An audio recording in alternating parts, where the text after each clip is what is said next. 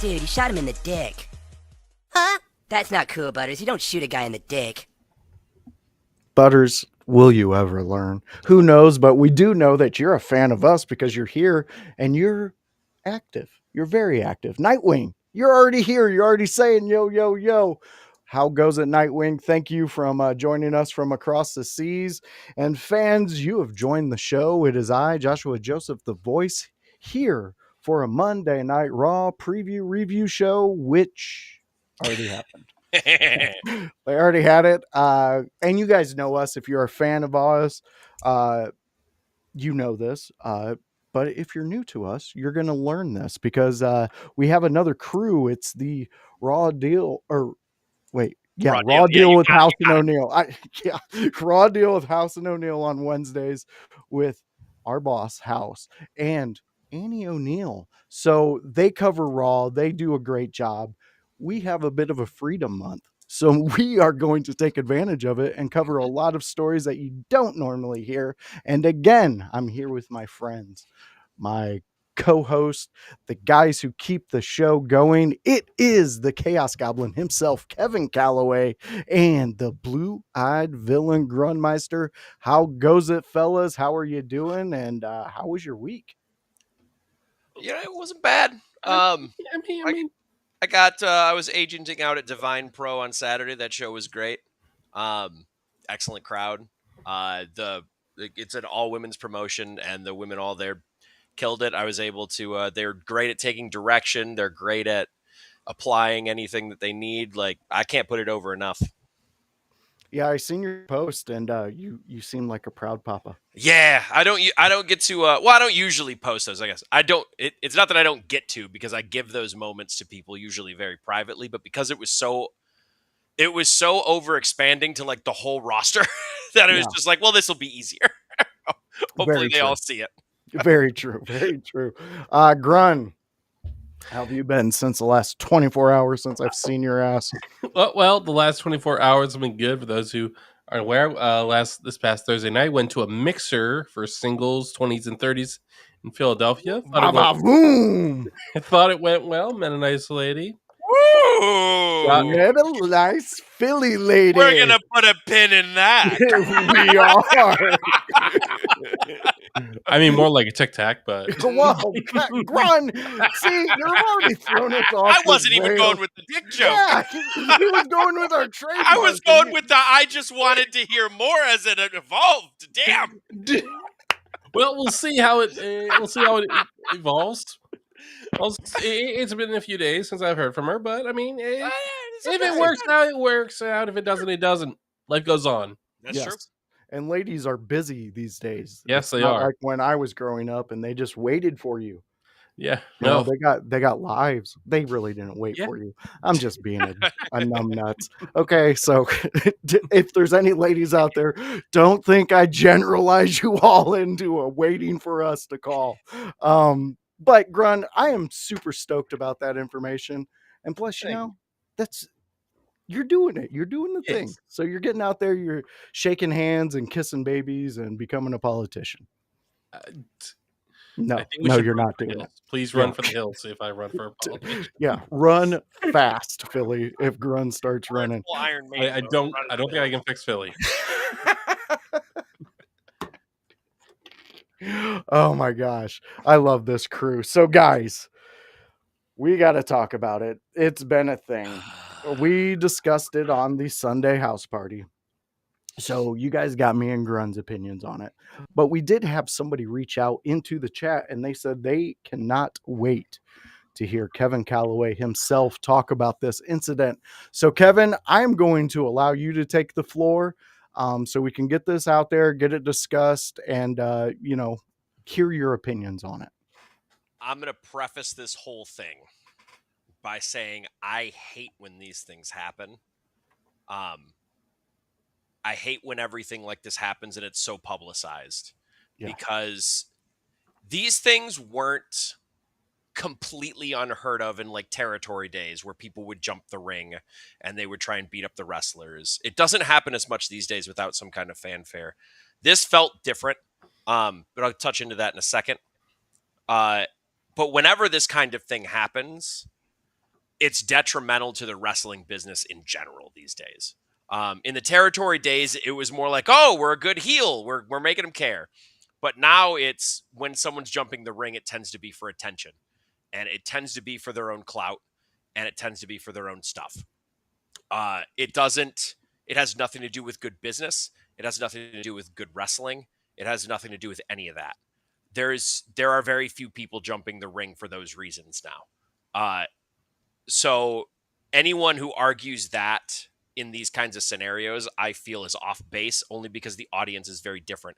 We were literally talking about that in the chat because Grun was talking about how the audience was different because he looked at a couple rivalries that we were talking about in matches.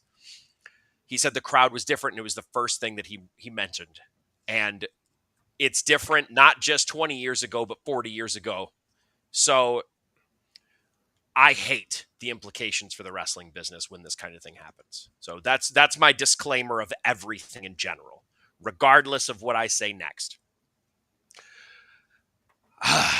I've seen all of the videos, so I'm only working on what I know at this current moment on Monday, August the 25th. If anything comes out after this, I can't stress enough, I've got nothing. Because I don't know what I don't know. It's an unknown unknown, as we say. I believe that's from Pulp Fiction. That's an unknown unknown. So I can't possibly know what I don't know. Exactly. But from what I could piece together, this was a work that turned into a shoot. It seemed like it was a planned angle because nobody tried to stop him. When I watched the footage, and whatever the backstage stuff is, I don't trust any of that because any of that could have been a work. They're literally looking into the barrel of a camera. No one is going to implicate themselves on the barrel of a camera. It's just not going to happen. So that part to me is the work, no matter what part of it came out. Any wrestler who knows anything knows not to put personal stuff in front of a camera. Now, I can't guarantee that these guys weren't idiots. I don't know them personally, though, so I can't speak to that. But if I'm looking at it from a wrestler's perspective, if a camera is up, that is a promo. It is not a shoot. It's not like it was a hidden camera. They all saw the camera. Yeah. That part to me was the work. Where it turned into the shoot is him jumping the ring. I don't know if the double leg itself was supposed to be something because an MMA trained guy isn't going to know how to work those double leg slams very well. They're just going to do it. Mm-hmm. And it looked like the guy's head ricocheted off of the mat, but those kinds of things whip so hard that I couldn't tell you. If you whip it down correctly, like in a spine buster or anything like that, it's going to look like your head hit the mat regardless. That's the point of it, really. I couldn't tell you what happened in that moment. What I can tell you is what happened after that moment. And those punches weren't worked. Those punches were all thrown as live rounds. And what I saw on the tape of the actual incident is that nobody started to break it up immediately. And that was the biggest telling sign to me that it was part work. That was the telling sign to me. Everything else with the promos and the whatever backstage videos that have come out afterwards, again, I don't necessarily trust those as a worker because I don't know when they are working and when they are shooting at that point. And that's a fair point. And justifying that is hard for me because if a guy sees a camera, he's not going to talk out of turn. Or at least he should know not to talk out of turn. So I'm going to lean towards that being work. But the punches weren't. And my feeling is that both parties are probably at fault to an extent. I feel Raja is more at fault. And the reason I say that is because even if you feel like you can throw those live rounds, when should you stop? You're a trained fighter. You know what this is doing to a person who isn't defending themselves. That's a good point. Why? I could understand if someone said, hey, throw a couple, because this happens in wrestling. Some people in the back have this, and I don't agree with this, by the way, but this is something I've seen happen is, okay, throw a couple live ones, and then we'll go from there and start the work. I've seen that happen. You see people throw a lot of stiff shots in Japanese wrestling.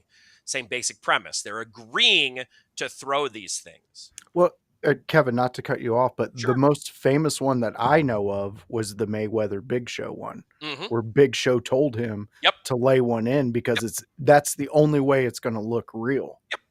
And it's also widely theorized. I don't know if it actually came out. It was widely theorized that that's what happened with Orton and Lesnar at SummerSlam.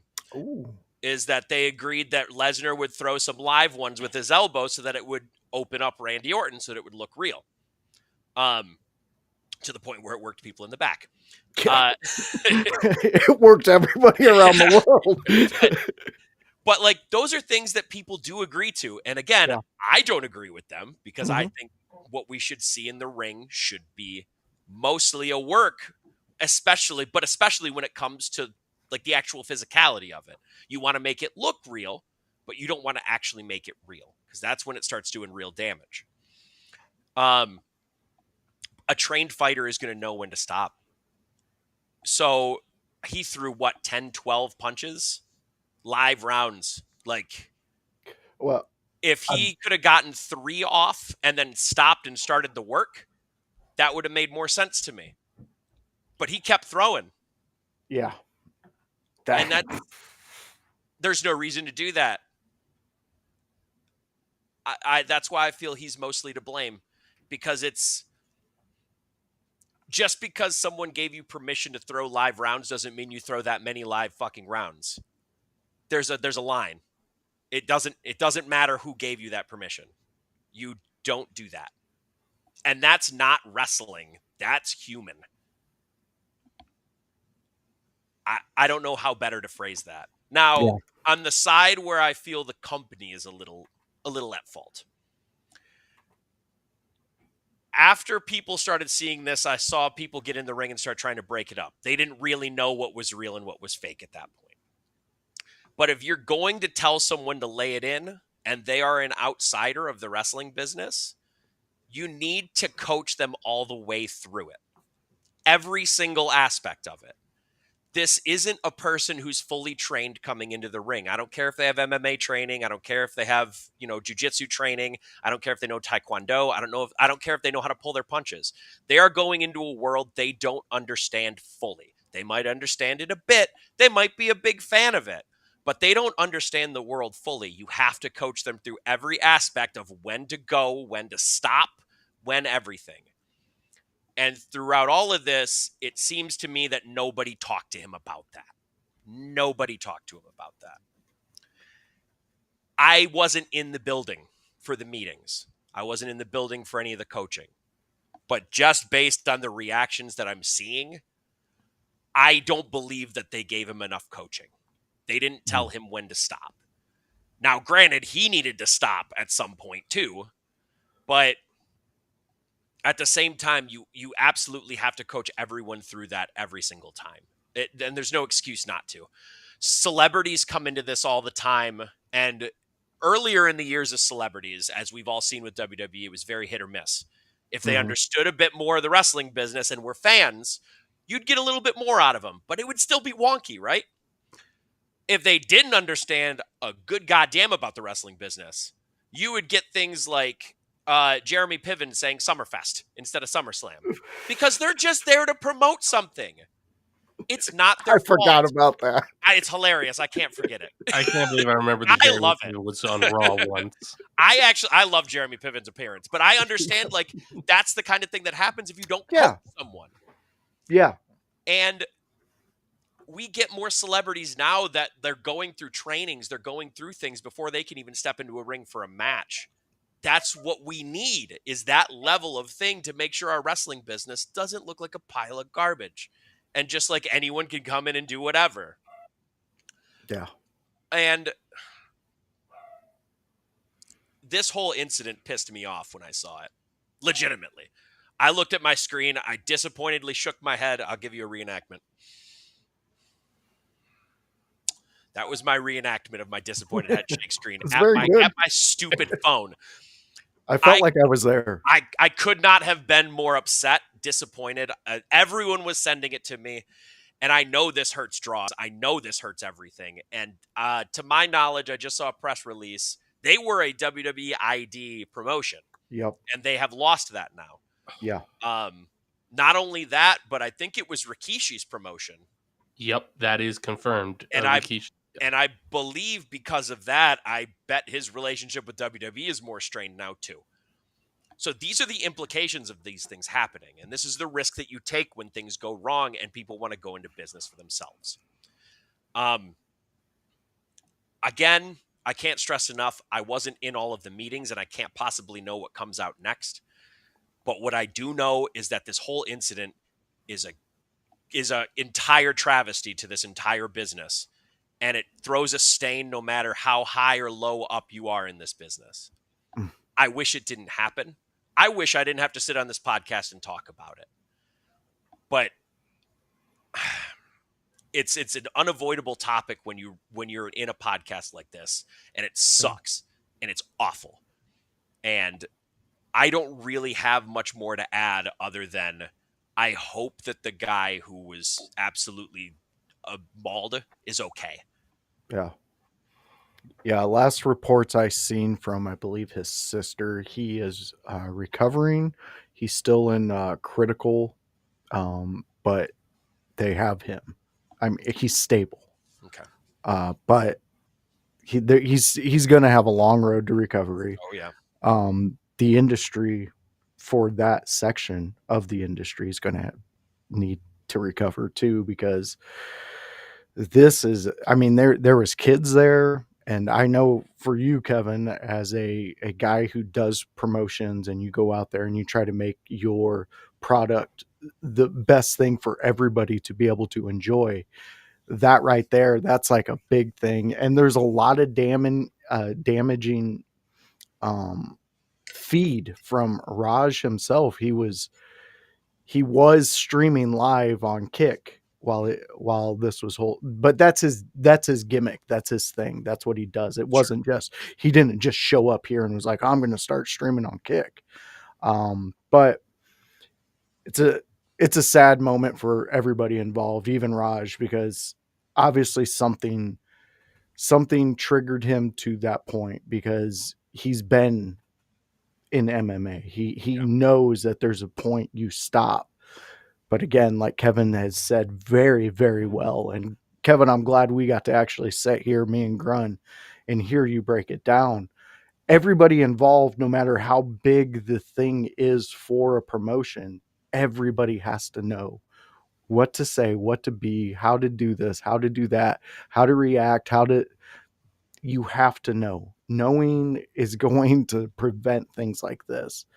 But yeah, that was one of the most disturbing things I've seen in wrestling in a long time. And just before we bump real quick, Grunt, I don't know if you've ever seen it, but there's obviously around YouTube, there's things where fans have jumped before at bigger promotions, WWF back in the day and things Happened like that. a couple times during the start of AEW too.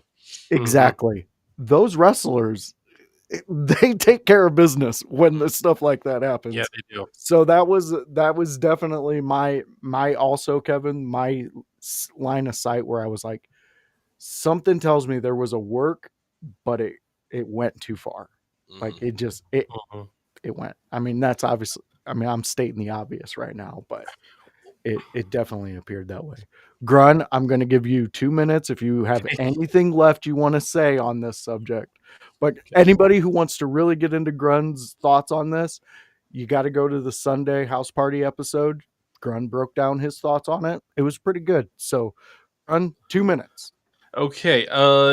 One of the clips I saw going around was actually from Raja's Kick account, on admitting that he was told one punt, a double leg takedown, one punch, out.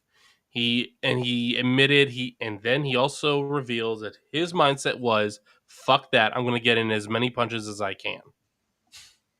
So now, maybe that was him working his audience on Kick. Maybe that's what it seemed like at that point. Maybe. Thing is, those looked like his dad, he was in TNA for a minute because he wanted to learn the business, because he wanted to transition into pro wrestling. Fortunately, never really happened for him. Raja has not taken that chance. Maybe he has that same love for pro wrestling his dad does, but they never took the time to make sure he understood the business. Maybe they thought Knox Pro was going to train him, but now Quinton, Rampage, and Raja, they got to know Raja's going to jail. He is. There are going to be criminal charges pressed. Well, right now we do know we're just trying to be clear, Grun. We do know that the police are investigating it now. Yeah. So, and I'm going to tell you, if you have that amount of evidence, because Kevin was right when he brought up the saying that it could have been agreed and then it went too far. And from what I know of the business, kayfabe is an important thing. And there's a chance that if he admits that this was not a work and everything, he looks weak. And I'm not saying in my eyes, but I'm saying in some of the eyes of around others. And that's like, to me, I think that needs to change in the industry. I know it is with the guys like Kevin, guys like that around your orbit, the women around your orbit. But that mentality, like if something happens, you're assaulted. That it doesn't make you weak. You were assaulted. It makes you need to stand up for yourself. Yeah. And that can just be in court. That doesn't have to be fist. That doesn't have to be any violence. You know, I really hope if Raj is dealing with something mentally, he gets the help that he needs. And I hope Stu becomes healthy again. I hope he gets back up on his feet. He's able to do the things he loves. But again, at the very end of all of this, it's a black eye on the industry. Mm-hmm. And that's the sad part of it. Like, we love this industry. I want my future grandkids to want to come and hang out with me to watch wrestling. You know, Grun, I know you want your future kids, if you ever decide to have them, to be able to this. You too, Kevin. Absolutely. Mm-hmm. Like, we want this to be the business that people love, and that it sucks. Yeah. It seems like it's a bad or worse situations. If they don't press charges, then maybe they're able to pay it off. Maybe they're able to make it all work out for fans' entertainment, but maybe not. Maybe it doesn't even work out the way they want it to. I mean, you can get a lot of heat in this storyline. You can. I mean, I'm saying that's a disgusting way. But that's another thing that happens in wrestling too. Yeah. Is when this kind of thing happens, where some large event that has a bunch of publicity on it, even if it's a terrible event, it will get taken advantage of for business. Yep. And that's not unheard of. And no. I don't want to see it happen for this. But I would not be shocked if 2 weeks from now we have, Raja against whoever at that promotion even, because they're going to, run an angle with that. That wouldn't shock me. It just wouldn't. It feels slimy to say, but I'm there with you on that. And we're going to hit Lou's comment, and then we are going to move past this. We'll put a pin in it. If there's any more information that comes up, obviously once we hear Stu's out of the hospital, we'll definitely talk about that. Yeah. But outside of that, we're going to put a pin in it. So here's Lou's comment. Raja definitely needs to have charges pressed on him. That many punches to the head could be attempted murder. It also looks bad for premeditation. Mm-hmm. Because there's video evidence. Yeah. Lou, I see exactly what you're saying. We'll definitely put a pin in this. So our fans who come to see us, we will talk about this once we have more information. But let's move on to your guys' topics. What do we want to talk about this week? Because, Raw already happened. Annie and House got that covered on Wednesday. Yeah. What are we three going to talk about? You know what? So, I just talked for 20 minutes, so you're up. I know. I was trying to segue into Grun without segueing into Grun. But we get the grunt sigh, like, I'll well, jump in. So let's talk about better times. We'll say a better time in the industry when Raven was battling Goldberg for the oh, WCWS title. Kane was putting his mask on the line against Triple H for the World Heavyweight Championship, and kayfabe was still wildly protected, way more protected than it is At today. least more protected than now. Yes, yes, yes. very much so. And let's talk about. I want to talk about the crowds in a positive sense because Okay. the crowds got rowdy back then, Oh, yeah. but you know what? It was because they were fully invested and truly believed the stories that were being told. The reactions, everything felt so much more better. I'm like, oh my god, this is genuine. This is genuine love for this industry, genuine hatred of Triple H, genuine love for Kane, who's a demonic monster coming out to Slow Chemical by Finger 11, who's not known for that kind of music. And Brighter times. Oh, so many brighter times. Forcible entry, the CD doesn't get enough love. Oh, it's such a good CD. It's a good one. Finger 11, they're a fantastic band. Fantastic. Raven kind of playing a heel, sort of, but fans were more like Goldberg. So it's like Raven could just do his thing and it would still get the same results. It's like so. Do you guys think that is that gone? Are we never going to get back to a time like that? Okay. I went through and studied a lot of crowds when I was watching matches because I'll let you a little behind the curtain on this wrestling training. When we're trained for wrestling, we're taught to watch a match 4 times. You watch a match so that you watch the one guy. You watch a match so you watch the second guy. And then you watch the match a 3rd time to watch the ref and listen to the crowd. And then the 4th time is to watch the whole presentation.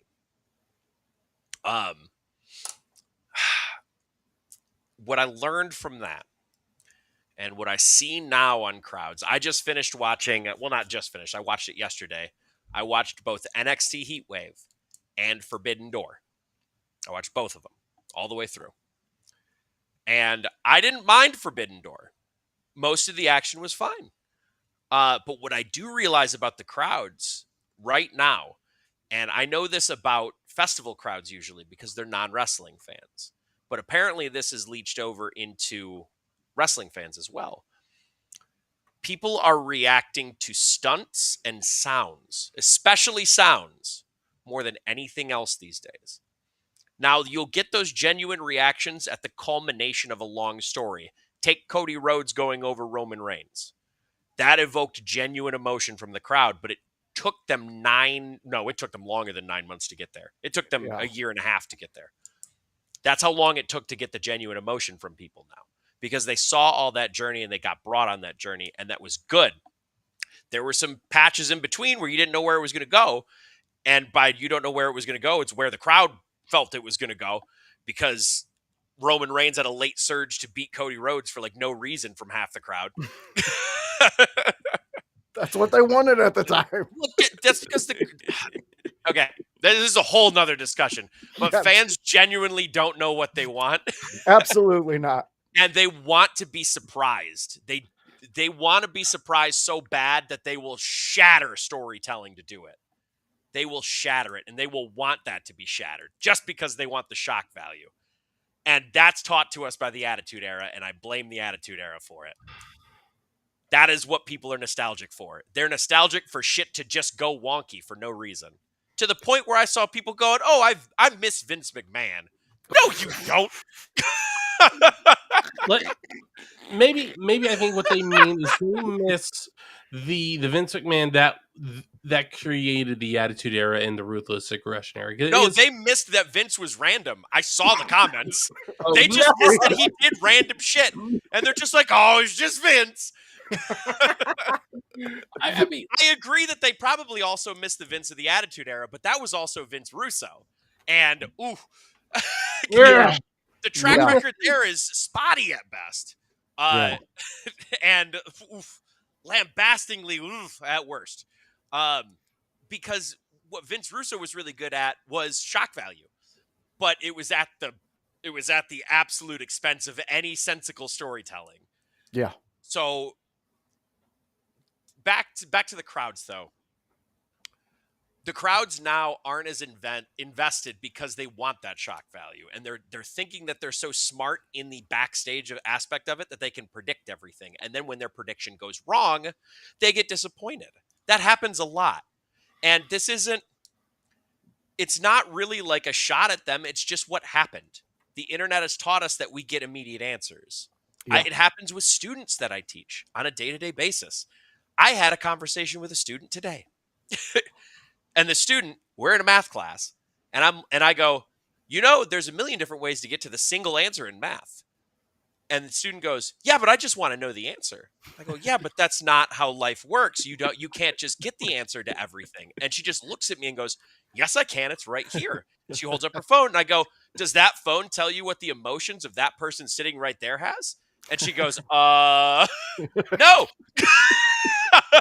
So you don't have all the answers. Kevin's laying truth down in the classroom. Listen, I'm a philosophical man no matter where I am. But that's the immediacy that people want. So when they're wrong, they don't like being wrong. And even if it was a good story, they're unwilling to look back and go, wow, that did make sense and that did work. Or, oh, I see how they got there. And it's not 100%. Some of the stories do fall flat. Some of them aren't good. That's life.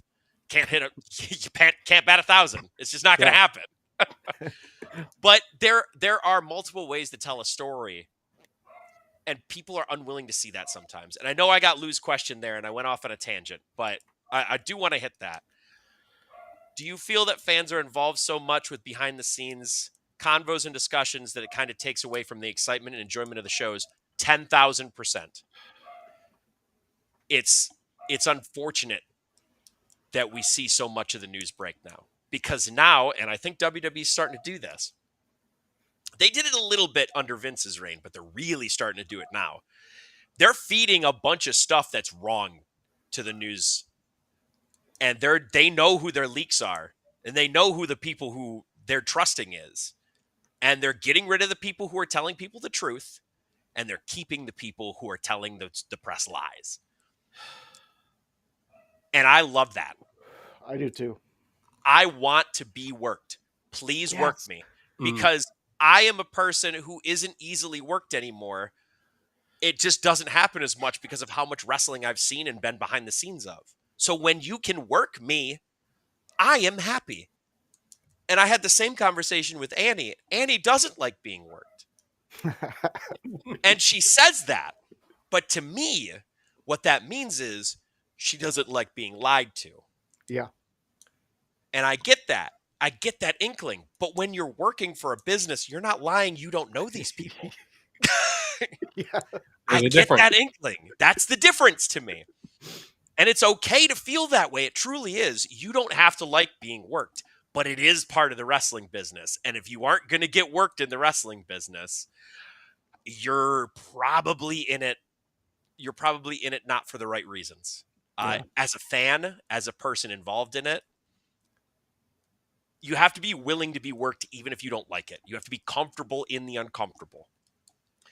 And Annie still does that. She still gets worked. She still hates it every time. But she's willing to go through that because she's a professional, and she gets the genuine reactions because of it. The reason she doesn't like getting worked is because she gets so emotional about it. She gets pissed off at it. And then it's like, oh, it was all a fake. Yeah, it was. I felt bad for you. But it's and I love that about her, because she can truly lose herself in it. And getting worked is part of this business. And if it's just like watching a TV show. If you just want to read the spoilers of the TV show because all the stuff already aired, just read the spoilers. Don't watch it and then get pissed off that it ended a certain way because you didn't predict it.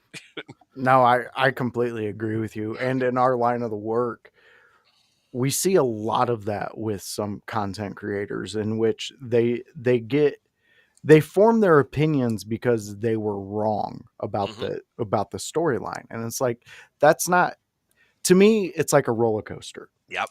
I ride a roller coaster because at some point for me, it's going to give me a feeling of free falling and knowing that I'm going to be safe.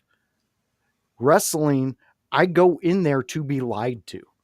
That Mhm. is my, I want, like, okay, Grun, you were talking about Goldberg and Raven. This is one of my favorite matches of all time. And yes, Goldberg's in the match. It's because to me, as a viewer back then, it let me see that Goldberg can actually go longer than a 2-minute match.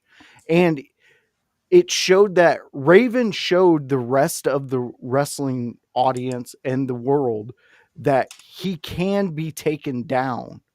In that match, Raven did not come out successful, but he made Goldberg bleed from his mouth by that drop toe hold he does onto the chair. He made an audience fall for the character that he's trying to present as Raven, as opposed to just being in love with Goldberg. Because Grun, you said it. There was a point where it seemed like Raven was the good guy, and then all of a sudden the crowd was against him, and then they were cheering for Goldberg. That was the effect of Goldberg. Goldberg would show up, and all of a sudden the entire stadium would be chanting his name. They would just show him banging his head. Everybody would be going nuts. My household included, minus me. I was like, I don't get it, guys. What's going on here? They're like, he's fucking Goldberg. Yeah, okay, well, great. But you see what I'm saying? Like, the I love when the magician fools me and I set up the rest of the night going, how the fuck did he do that? That's what I love. Now, I totally get where Annie's coming from, I do but too. she is such a professional that the raw emotion she gets is that legitimate emotion that you just absolutely love. You get to look at somebody who you value their opinion and their thoughts on things, and then to see them get so emotionally involved and be like, well, fuck them, they just lied to me. That Yeah. to me is just like, that's love right there. That's a moment of love that you get to experience, and wrestling provided it. Yep. We opened up the show with the nasty of it. We're here at the love of it, the fandom. Grun, I do think we can get back to that. I do too. I look at Dublin. I look at Puerto Rico. I look at all those fan bases, and they do the old stuff. They fall in love with it as a whole group, thousands upon thousands of people under one roof falling in love for the story that is being told and what is being played out. And like Triple H has famously said in the past months, like you talked about, Kevin, he has been leaking false shit to a bunch of people because they were figuring out who it was. But he wants you to be shocked. He wants you to be worked because he comes from that era where it was fun. Like, we've talked about it a million times, but Brian Pillman pulling out a gun at Steve Austin because Steve Austin busted his house. That made me, as a kid, think that Steve Austin died. I thought we were going to see his funeral next Monday. That's what I thought was going to happen. If it would have happened, Vince would have aired it live for the ratings, brother. You know he would have. You know it. He was, and this is going to sound sick, but I guarantee there's a piece of Vince that was pissed the cameras pulled away from Owen. I guarantee there might have been a piece, a tiny piece, because I think I do remember hearing Vince did have a love for Owen and was going to be putting a rocket on his back. Mm-hmm. He has a love for a lot of things, but his one love is money. Yeah. Can I rephrase that one? Because every interview I've ever heard. Go ahead. Money is part of it, but his business specifically. So yes, the money is a part of it, but his business and his success specifically is the biggest part. Okay. Well, nothing wrong with that's good. I mean, that we have Kevin here clarifying it, and I like that. I mean, it's Vince saying it, but Yeah. I still like it. Yeah. I want to hear Grun's thoughts on Cena being face again. Oh, perfect. We got 10 minutes. Yeah, go ahead, Grun. I mean, it's. I mean, look. I will agree with Josh that heel Cena the last 5 months was amazing. It was fantastic. It was John Cena as the John Cena we knew, just throwing back the heat that he got for years from the adult fans, and it was just this time around, like he was being a heel, but still treated as a babyface, which was like it was surreal. It was awesome. It was amazing because John Cena was getting his flowers once again, and everybody was on board with it. Even if the kids hated John Cena and loved Cody Rhodes, they understood that John Cena is the reason why Cody Rhodes is the way he is now. Now, how do I feel about? But overall, how I feel about Cena being face again, I think everything's right with the world. I think, look, Cena should be going out as a babyface. I think we've said that on this program. I think we Most of the time.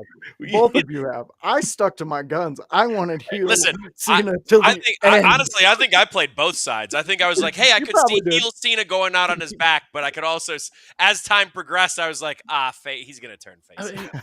I mean, like, I'd be fine if he was heel all the way up till he lost his final match to whoever, whether it be Cody Rhodes, R-Truth, Joe Hendry. I don't care. But heel up until that loss, and then like 3-4 minutes after the match, gets up and breaks character. Like, guys, thank you for everything. Super Cena shows up, gives his love, and just farewell. The old what is it? Sharpshooter riding off in the distance.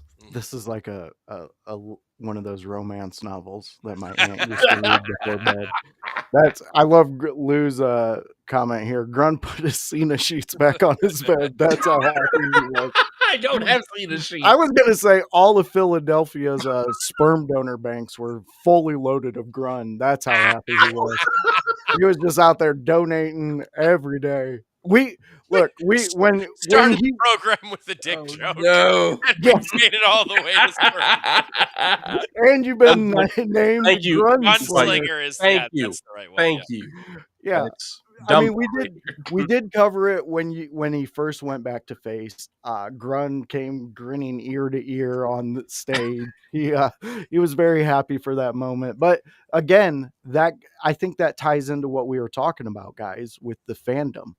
Grun's pure love for John Cena, just going back to what he knew, what he grew up with, what he fell in love with John Cena. It's a perfect storybook to ending for I'm going to say a Hall of Fame career 3 times over. It could very well be a Mount Rushmore career. Yeah. Yeah. You are, you're not. I struggle to find arguments against Cena being on it at this point. It's hard. It is very hard. Because I guess if you want to clarify it, like, I'm talking about overall impact in the wrestling business as a performer in the ring. That's my clarification. Yeah. Because tons of people make their Mount Rushmores and they're like, well, I focus more on in-ring. It's like, okay, that's cool. But like, I'm talking about putting the bias aside and saying, who is the biggest people who have ever done this? And I mean, it's hard to argue against Cena at this point because of the impact that he had, how long he carried the company. Like, say what you will about your opinions on Hogan, but he would have to be considered for up there because of how long he was relevant in the business. That alone to me is huge. Yeah. Because I could see that as being, and I love this man as a performer. I don't know the man, but like I could see that as being a negative for someone like Stone Cold because he had more of a limited tenure on top. He had a huge tenure on top for the limited time he had it, but it wasn't that long of a tenure. People like Cena and Hogan carried the company for decades. So it's tough to argue out. And I didn't say any of the greatest of all time. I said Rushmore. Because I would agree, Flair would probably have to be up there. Again, longevity. If we're talking about how long he was on top of the business, he brought territories. Yeah, and that's what I was going to say. The amount of weight that came with him Yeah. once, the major companies formed, Ric Flair, there's room for him at that Rushmore. Not today, but the Flair of yesteryear. Yeah. But I like how you put that, Kevin, because that's how I put it too. And I think that you're on the same length of, is like, what did they do for the industry as a whole? Who brought more, not necessarily eyes, but more fans that are long. Like, I'm here because I fell in love with what Hulk Hogan was doing on my screen. Yep. He was everywhere when I was a kid. And then I learned about different wrestlers and different things that I enjoyed about the industry, and then evolved. I think John Cena has that in his bag. I mean, to go from the ruthless aggression to all that, and to still be relevant on top. It wasn't back and forth. It was John Cena. That was his time. That's when he made his mark. And then today, to show up on a ring and grown men of our age are still like, you can't see me. You can't do, like, they're out there with that crossed over from wrestling. That was happening in baseball. That was happening Exactly. in basketball. It's the same. And this is another guy that you'd have to argue for Rushmore, even though his time was limited on the roster, or not on the roster, but limited on top, is The Rock. And Very the reason true. I would argue that is not because of his tenure on top like Hogan or like Cena, but because The Rock is the biggest. And I don't think that this is much of a surprise, is the biggest crossover star in wrestling to anything else, to movies and everything. I don't think that's an arguable fact after I read about how much money he made off of all of his movies. That means a bunch of people saw it. Oh yeah. Tons of people seen it. And but when I think of those guys, and I'm going to throw the Undertaker in there. Sure. Because when I think of it took all three of those guys to make the movement that they made. It wasn't a singular. Hogan was singular. Cena, I'm sorry, but a singular beast. Until we got things like, I know you're looking forward to it, Grun. I'm looking forward. Lesnar, when he, that's when people were like, oh shit, maybe Cena, I think he's ran up to against his brick wall. And then he overcomes it and does things like that. To me, Austin, The Rock, and Undertaker, great. I could put arguments of greatest of all time with them, but to put them on the Rushmore, I don't know if I can. I think The Rock has the strongest argument of the three, only because, and Taker was on top for longer, I think, but The Rock has so much crossover appeal and how much he's done for the business that way and bringing people in. I think that's what lends him a consideration, if not just an honorable mention. But I think you would have to go back to Bruno Sammartino to probably start putting people onto the Rushmore because of how effective he was in the territories that he was in. He had the mob trying to kill people for hurting him. So, like, I don't know how much more over you can be. That you have the mob. He had the mob. No, there's a story. I listened to it on Jim Cornette's podcast. Stan Hansen, a young Stan Hansen, accidentally broke Bruno Sammartino's neck with a clothesline. Oh, shit. And Bruno Sammartino had to go around because there was hits out on Stan Hansen from the fucking mob. Because he hurt Bruno. It was going to all the neighborhoods in New York. He couldn't step foot in there until Sammartino went, no, let me handle it myself. Like, that's what the four families and say, no, let me do it. That's awesome. Like, that's wild. Yeah. But that, again, talks about what we're talking about when it comes to our Rushmore picks. Mm-hmm. Those are guys who changed the industry. Yeah. And I hate to say it, but Grun, your favorite of all time. He did. I got to give him his flowers. The dude has done it. So hopefully, Nick, that answers your question on the John Cena face turn. And if I could just make one last this conversation on Mount Rushmore, like I think it's awesome that today you can look at 1,000 different wrestlers in specifically within WWE or WCW or even TNA and say they deserve to be on the Mount Rushmore of pro wrestling. Because you know what, AJ Styles did a unbelievable thing, and a lot of the people that he worked with, Motor City Machine Gun, Samoa Joe, Frankie Kazarian, Christopher Daniels, was Amazing Red. They built a company that, while it uh never overthrew WWE, it proved its value and created people that we love to this day. If someone yells beer, someone's going to yell money, and then everyone screams beer money. And I think we're in a time where we're going to see AEW with that too. Mm-hmm. Even if they don't overthrow WWE or, stand in that large competition of it or whatever, we're going to look back on some of the guys from AEW, MJF.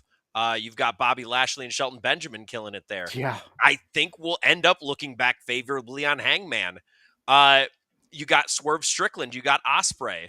You've got all of these guys building up a company. And, like, to their credit, even if you don't necessarily agree with all the in-ring action and stunts and things, like, they are providing an alternative that is still drawing ratings and is still doing something huge and massive.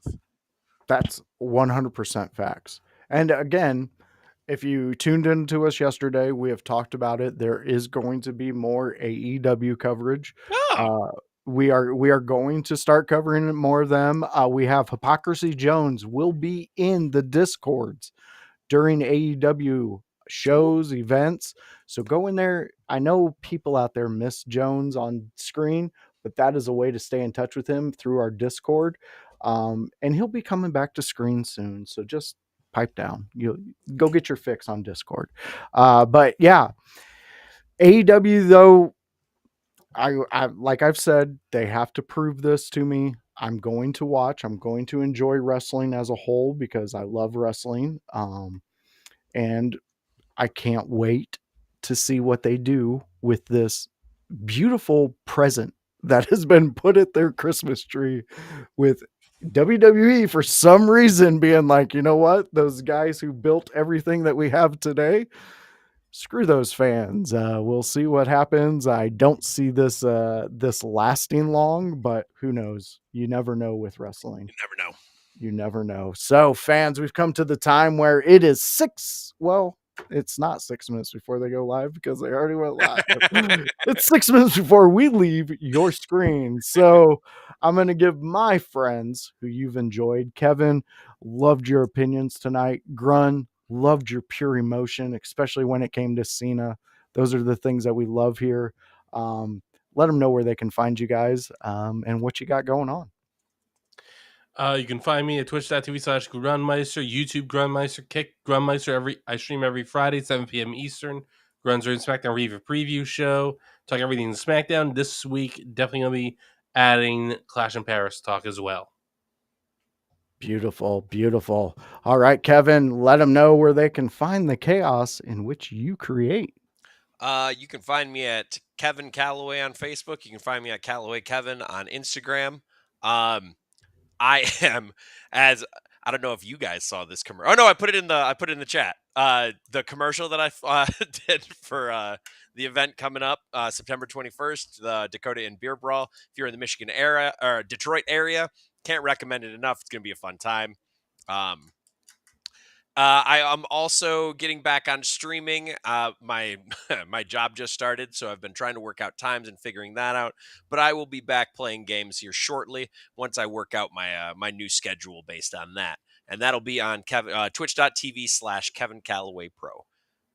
Beautiful, beautiful, love it. So, fans, it's in your house, and guess what? We teamed up with goalie.com, and let me tell you guys, this is me, the voice, telling you some of the things that they have. I'm a producer here on the Window Lickers Network. I'm also on the IYH Network. I'm also putting together shows and doing all these things. And sometimes I need that extra level of high energy focus. you know what? I always go to the Goalie Matcha Mind Gummies. Those are packed with matcha, green tea, and nutrients that fuel mental clarity, and they keep me sharp and locked in for every bit of footage that I got to cover with these guys.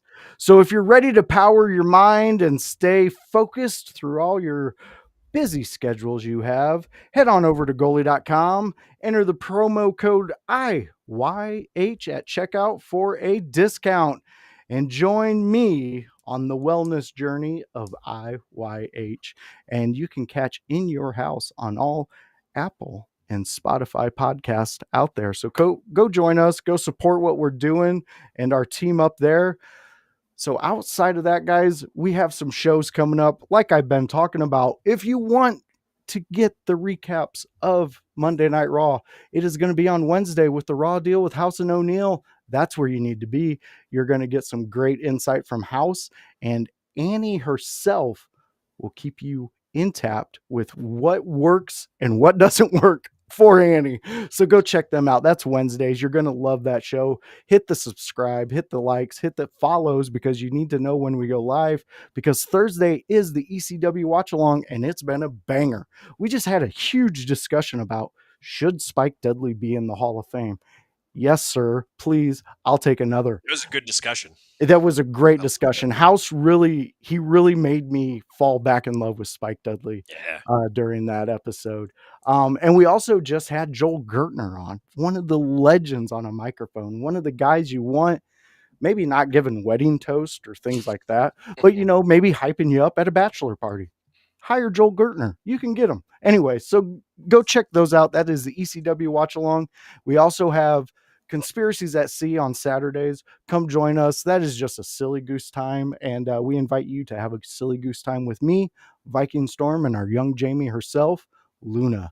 So come check that out on Saturdays, usually around 8 p.m. And then Sunday, it's the house party. It's at noon. It's at 1. Join us. Like I've said, it's clicking the likes, the subscribes, the follows, the notifications, and you'll always know where IYH is. Hit our Discord up. We are moving in there. It's fun. It's a good time. We got merchandise out there. Brainbuster tees. Go hit up IYH.